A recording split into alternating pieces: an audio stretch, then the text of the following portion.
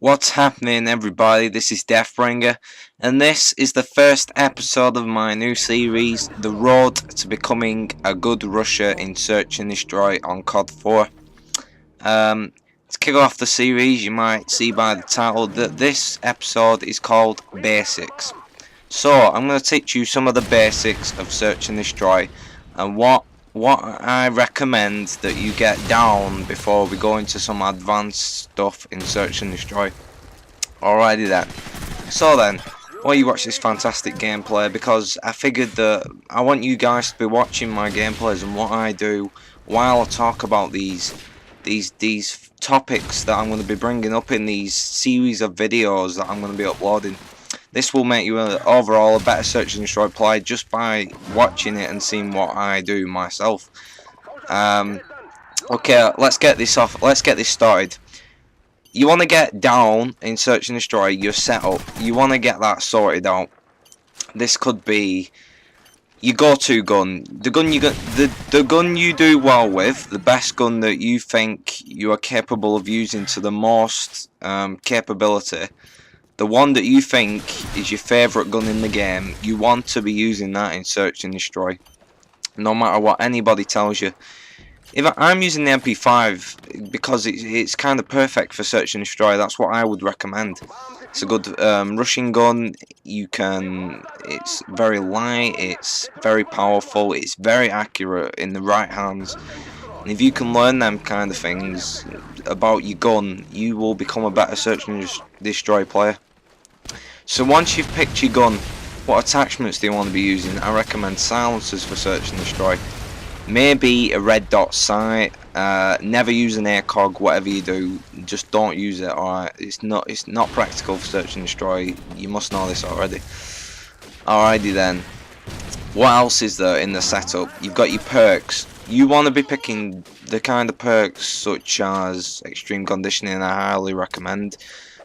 This is my kind of gameplay style. I like to run in. I like to take the enemies out as fast as possible. I like to be quick, unseen, and get the job done and surprise the enemy. That is my feelings on that. So I use extreme conditioning.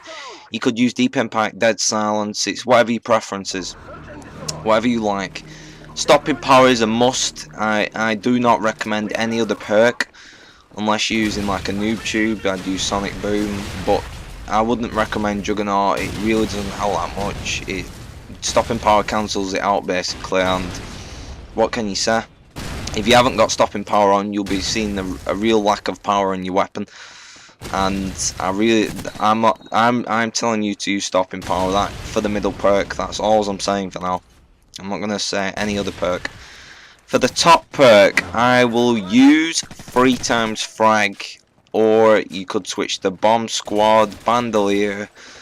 It's your choice, to be honest with you. Frags, because I use frags since I know all the frag spots on this game. In the later sort of tutorials that these are, I will teach you about frag spots and how they can be useful. So for now, you might want to be using bomb squad maybe to avoid claymores and stuff like that. If you always have a problem with claymores, which I will address in this series at some point, how you can get around claymores and campers and stuff like that, and the enemy and what they do. If you have a problem with dying off claymores during Search and Destroy, I recommend bomb squad. Bandolier, I don't know, maybe take that back. You don't really need it. If you can use the gun effectively, you've got enough ammo, and there's other guns to pick up. And the MP5 is probably the most used gun in Search and Destroy, so you can't really run out of bullets. There's always someone with it. You always pick more bullets up, so you don't need to worry about that. And frags, well, yeah, I've just been through that. The main spots, I will teach you some of them, and hopefully it's quite informative. Okay then, we've sorted the perks out. We've sorted out what gun we're using. What next? concussion grenade, well sorry, stun grenade, I was thinking of Black Ops there. Stun grenade or a flashbang. Never a smoke. Don't use a smoke, it's pointless. Some people say, oh, you can cover yourself planting the bomb. That only attracts attention to you, trust me. You don't want to be throwing smoke when you're planting the bomb. If your teammates do it, you can't do nothing about it, what can you do? But it's not usually the case. A lot of people don't use smokes in this kind of game mode, it's not practical. Okay, the sensitivity is a big factor in doing well from what I've seen. Well, in a way, you need to be comfortable with the way you're moving about. Are you moving fluidly, or do you think you're moving too fast? As you can see, I can turn around fine. I can get people behind me. That guy's just running into a claymore. You don't want to be doing things like that, people. I can use my gun to the best of its ability, because what you want to do is pick a sensitivity that you're comfortable with, and then what you want to start doing is playing regular games on Call of Duty, for any Call of Duty in matter of fact. Just keep that sensitivity, whatever it is. You will get used to it, and it will start to feel nice, and you will get more accurate with your weapon, and you'll become faultless in what you do. You'll learn new things about how your gun works, how much range is practical for you to be shooting people at. Stuff like that is all key to becoming a fantastic player in Search and Destroy. Yeah, I hope you've enjoyed this video. These are like the basics of how to become a good Search and Destroy player, road to becoming a good rusher. And that's really it for this episode. The basics. I hope you've learnt something. If you already knew this stuff, that's fantastic. There will be more advanced videos coming up soon, and the gameplay in the backdrop is just really to kind of get home my points. Hopefully you've been watching it and paying attention to some of the things I've been doing.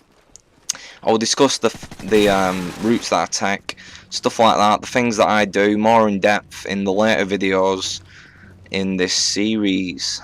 Alrighty then, that's been it for this episode. What can I say, people? It's been good. I've got something like 16 kills, I think, now. And if you're getting somewhere, I always recommend 500 points for a Search and Destroy player. You're a decent player if you're getting that every single game.